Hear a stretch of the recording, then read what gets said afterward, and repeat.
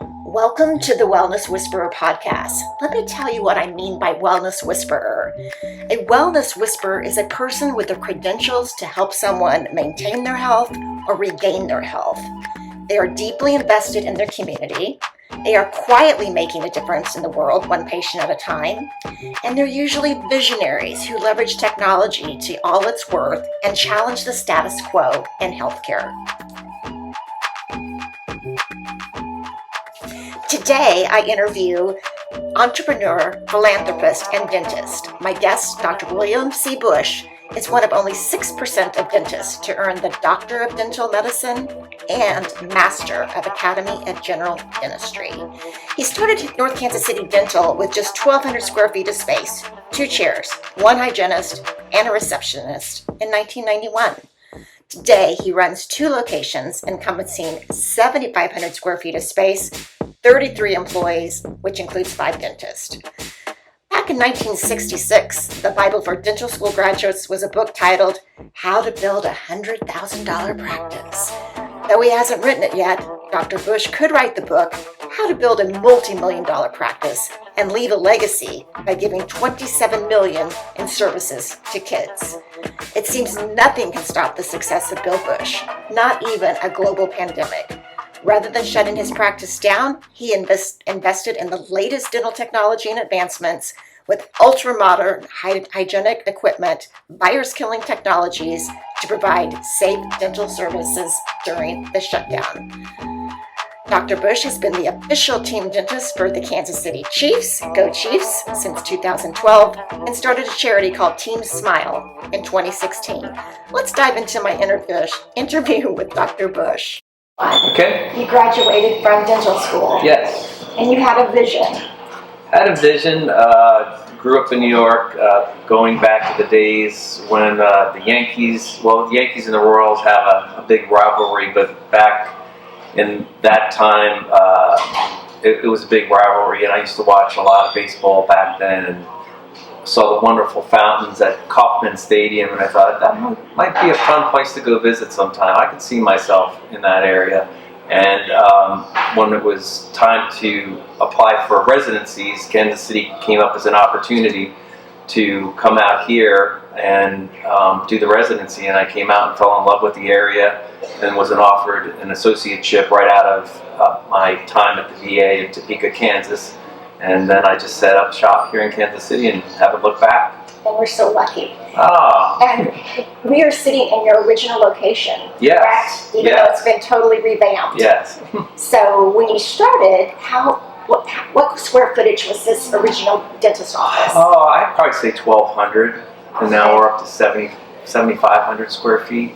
Okay. Yeah, so, it was a slow burn. a 30-year build. Yeah, it was. So when you started your practice, did you think it would just be you, or did you always have a vision of having a staff of 25 plus? Oh, I never thought it would be that big. I kind of let things go as they went. I didn't have plans for that.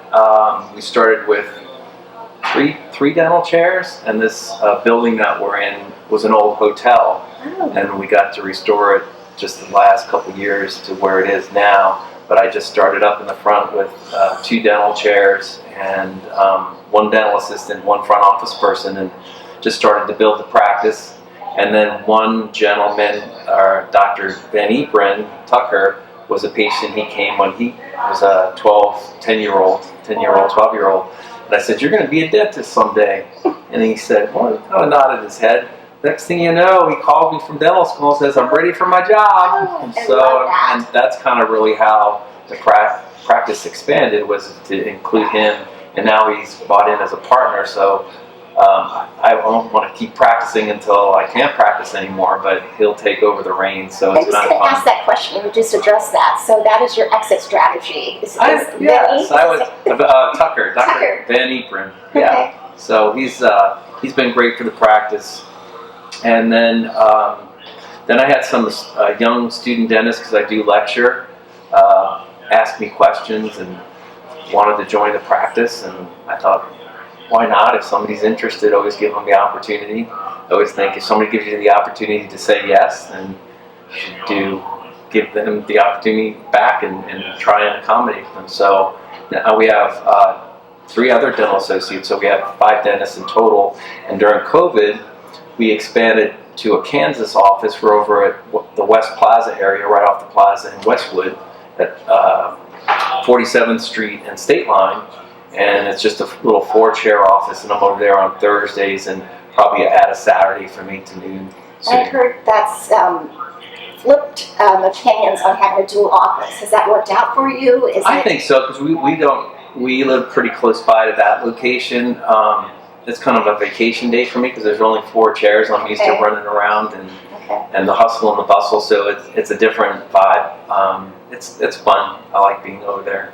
So let's talk about the money piece a little bit. I kind of Googled what, obviously I know what doctors make as a functional medicine marketer and what single dentists make, but I saw an interesting Reddit comment that a dentist can make anywhere between in the hole to $750,000. But in the hole? In the hole. Not making any money at all. So yeah, really, that's true. I mean, dentistry, you have to have a strong appetite for a little bit of risk, because you go to college for 4 years and then you go to dental school for another 4 years, so you're delaying the time to make any income over the next 4 years. So if you add that up at maybe $50,000 a year, you're $2,000, $200,000 in the hole. Then you get out of school and then you have about $500,000 in education costs, and then you want to join a practice or own your own practice. So it's a steep hill to climb when you get out of school. So I try to help as many of the young dentists out there to try to give my advice on how to conquer that. But it's kind of like medicine. If it's delaying your gratification to the end to help people, but in the end, if you put the time in, I don't worry about the money part of things. Money usually takes care of itself if you do a good job and try to have the patient's heart and mind, and right. Yeah, and you obviously do a good job of that. I always brag about just how light and bright it is in here. The new makeover that you did, 2 years ago, you kind of knocked the wall out. And then you put your patient's name up on the wall, welcome Brenda. Yeah. I'm special. I'm trying to well, what I love about dentistry a little, as opposed to some of the other health sciences or professions, is people don't usually like coming. So I think the challenge for me, I get up every day, is how can I make the experience just a little bit better so people do like coming. Yeah, you do a great job. You're like the marketing model right here. So speaking of marketing, what over the past 30 years has worked for you and been a bust? Well, it's funny because I talked to my wife Natalie the other night just about marketing, and I've come to the conclusion, because I always think if you do a good job, people with word of mouth will eventually find you and your location. But just with the internet and social media, it's become apparent to me that you do have to do some marketing. So we've been putting some more efforts to get the word out. We have a billboard that we have on Burlington with the practice and the doctor's picture, and we see some of the chiefs here at the office, so we got them to pitch in and get them up on the billboard. But I think even if you want to be super successful and attract people that want to keep their teeth for a lifetime, and also help maybe people that are in an emergency situation that they haven't had good dental care, and you can get them out of pain, and then that changes their mindset about dentistry, that teeth and smiles and oral health is important, because for your physical health it's extremely important. A lot of people know about that, but inflammation anywhere in the body, and usually it happens in the mouth too, is just not good for your heart and the rest of your organ systems. So it's been super interesting growing the practice over the last 33 years, but I continue to always learn more and more. But I think over the last year or two, especially with COVID, because we stayed open that whole time, I just thought we could help people that are in need, even though offices were closed, and not having and we had a lot of patients to see, but I just think now marketing is important. Cool. Let's switch over to, you have a great demeanor, you're a giving person, you're an overachiever, you're married with 4 children and a dog. Yes. You have this splendid practice, and you brought aboard a patient that's going to be your succession person. just a giving heart. And then in 2006, you wanted to give back.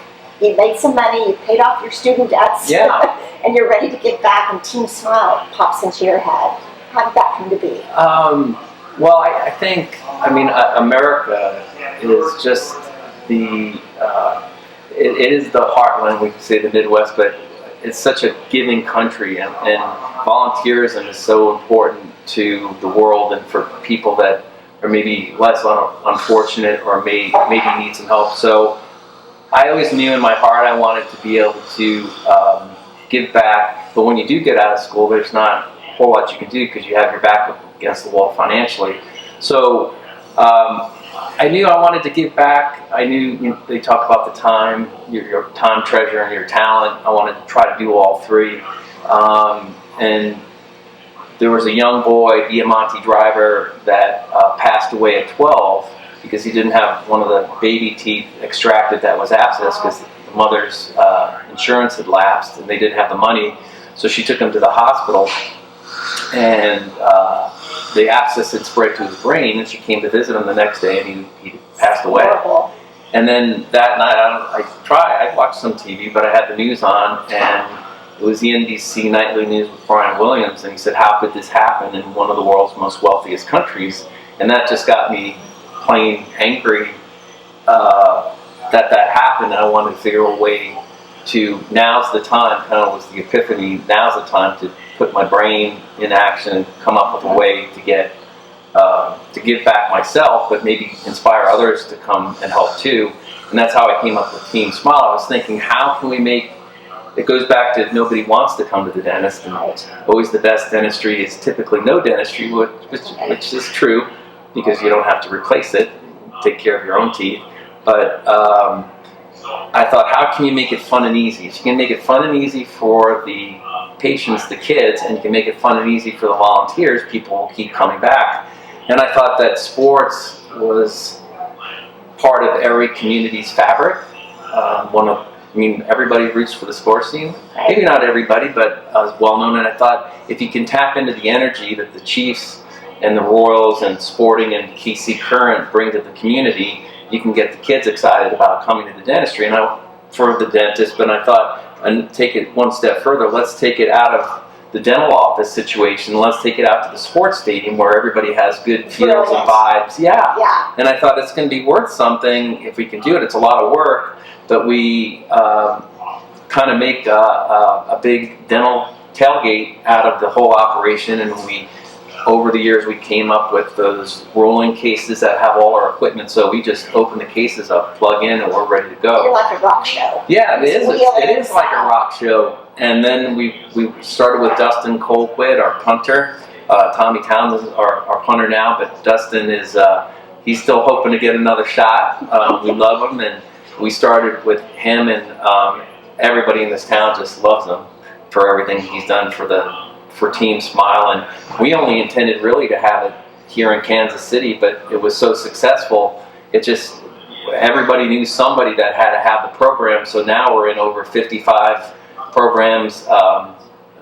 One year we did that many, but typically it's 30 across the country. So Kansas City has the most because we have a home field advantage. We have all our equipment here. Sure. But we work with the Chicago Bears. We work with Milwaukee Brewers. It doesn't matter what sport it is. And I think we have about 24 NFL teams that is has a yearly program. We have volunteers that are there locally, and we just set the equipment up for them, and they get the work done. The players come out, the cheerleaders come out, the mascots out there. So it's a really fun day of giving with super excitement, and you make an impression on these kids, especially because the athletes, they have great stories, either bad or good. They're going to be inspired. Mm-hmm. Brush your teeth because I didn't, and Dr. Busch or my dentist is fixing my teeth. So it's just, it's a lot of work, but in the end, we're changing these kids' lives. Dentistry is different because we can cure disease in 5 minutes. What other profession other than ophthalmology or LASIK, you have a disease problem, it can be fixed. We can fix it right then and there. What's different about Team Smile, a lot of the programs that are out there, which are wonderful, screen the kids, but they don't do the work. That's what's different about Team Smile. It doesn't matter We screen the kids, do their exam, they get their teeth cleaned, but any needs that they have, we try to complete it out at the stadium. And then what a wonderful surprise for the parents when they come home and they just had $2,000 worth of dental work done, and the kids are thrilled. And they're happy. And they're happy. So it could be cosmetic dentistry, it could be root canal treatment, it could be fillings, whatever the children need. And what's heartwarming for me is, including myself, a lot of will adopt these kids into our own practice till 18. And the sad part is maybe 1 out of 10 accept that invitation, which kind of reinforces my theory about the sports, is because when you have the sports involved, there's some incentive for the kids. When you just say, hey, come to Dr. Busch's office, well, I don't know. Then you have attrition. Yeah, so I think we're going in the right direction. Yeah. Well, I'll brag on your numbers and just the experience. If you've never been to a Team Smile event, I will post video in my podcast, but it is phenomenal. They bus these children in from all over the city. They get off kind of skeptical off the bus, and then they see a mascot, and then they see, the face painting and the DJ. Yeah. And they get all pumped up and taken care of and handheld. And I do remember one little girl, she had 4 teeth pulled, and that's probably pretty traumatic. But she got over it quickly. She cried for maybe 5 minutes, and then was doing line dancing. Right. So well, we try to persuade the kids with, like you said, the music is a big key thing. DJ Kirby, who's a local here, has been DJing for, I know here in Kansas City for 23 years. He's on every Saturday night. So if you like the 80s, he's on 94.7. 94.9, and then I forgot the other channel, but he's wonderful. He entertains the kids. He always would make the joke, it's going to keep, for the kids that are crying, we won't be able to hear because I'll be playing the music so loud. Right. But the kids just, they get over that pretty quickly. And one of the reasons we've got to make tough calls too at these, the reason we got into it was because a child, maybe the teeth we remove are baby teeth, so they're not permanent, but that's what led to Monty Driver's death, so we're trying to help prevent that. Cut that off. And your numbers, we're sitting in Dr. Busch's Hall of Fame, I guess, for Team Smile, which is wonderful. It's a great documentation of the work that your whole team is doing. But you have helped you have provided over $27 million worth of services to 67,000 kids. Which is 17 years, and I never thought it would. Those are big numbers. Those are big numbers, and that's in 16 states, I think. Yeah. You're just spreading. Well, my goal before I die is to have all 50 states. Oh, okay. So that's one of the goals, and so it's any sport we'll work with, and I'm excited about Kansas City Current, the women's soccer team. They're wonderful. What a great organization. We've got their new stadium opening up in April of next year, so I'm hoping we'll be able to do a Team Smile out there with the ladies and get the sporting over there together. The goal is to get those 50 states. Some don't have professional teams, so we work with the Division I college teams, whatever the community supports. So I just got back from Mississippi, and I call it a jamboree, when we kind of take 2 teams together or 3 teams, and we'll do, the athletes will come out from the different schools. So we did Mississippi State and University of Mississippi, Ole Miss. Just 2 weeks ago, we saw 270 kids. We had the Mississippi State football team out, and then the Ole Miss hockey team is going to support Team Smile. So that I know we do a good job. When we do a good job, people are already planning next year. So I know that means we've done something good. And speaking of which, how do you coordinate all these? You have one central person here at your office that is the Team Smile coordinator? It was Kelly, and she just, she'd been with me for 13 years. Kelly Renault, she did, I tell her I wouldn't be where I am in my professional career or my philanthropic. She was on it. Yeah. And we have a staff of 6. Oh, wow. We've Dr. Cammie, and Bobby's doing the logistical, and then we have Megan Shepard, who's our hygienist, that kind of took the role of Kelly. Kelly kind of did the job of 3 people. So, sounds like it. But things are rolling along, getting ready for next year. And I usually, when I first started, I tried to go to all of them, and all of them were about 8 to 10. So we had the New Orleans Saints, the Chicago Bears, the Milwaukee Brewers, the Detroit Lions, the Royals, the Chiefs, and then we had a couple, Las Vegas hockey team. So I could go to all those because I usually try to carve out about 2 weeks of my year for my philanthropic things. So that usually works out pretty well. But now when it's 33, I can't go to all of them. No. So if there was a main dental college, I know we have one here in Kansas City, maybe there should be a chapter on Bill Busch. Like, here's the prototype of how to build your practice and then how to get back to charitable causes, because you've really done a great job, and it's just amazing. Well, I try to inspire others too. Is if the key thing is if it's a good idea, you just got to stick with it. Because there are many times I wanted to quit, but I tell my kids too is when obstacles go up, it's God's way of telling you that you're on the right track, right? Because people kind of want to make you want you successful, but it feels better if everybody's just kind of average. So I tell them you've just got to push a little harder and get through the roadblocks. So for any providers that may be watching this, any advice other than just have some tenacity and some long-term vision of how to build a good practice and give back? Yeah, I think get the base foundation in your career. Get your student, if you have student loans, get that under control. Get that financial foundation going, and then you'll know when the time's right. Or just a lot of doctors getting out of school just have come from families that do donate and volunteer at certain things. But I think you can do so much better volunteering if you're doing it in a field you're familiar with. I mean, it's great to go to harvesters and hand out things and do things for them, but it's fun to be a dentist and do dentistry because you're really using your gift. Right. Well, thank you so much for sharing your 30-year calling, and it looks like you're not going to slow down. I mean, you're still doing the actual work. You're not delegating. Oh, no, I'm speeding up. That's great. When I looked you up on LinkedIn, I was going to give you a hard time because your picture looked like maybe it was your prom picture. Oh, no, yes. Yeah, I have a lot of realtors that come here, and I did the realty trick. I just used that picture from then. Yeah. The shop, but then seeing you in person, like, well, he does look kind of young, so maybe that was his acting. No, that's an old picture. Okay, thank you, Dr. Busch, so much, and thanks for watching. Appreciate it. All right. Good job.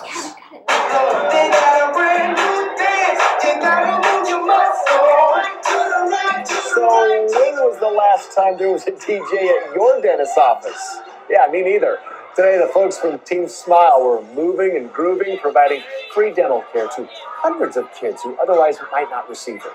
Chiefs punter Dustin Colquitt has been involved with Team Smile for the past 13 years, and in that time, he says he's seen some kids grow up and go on to college.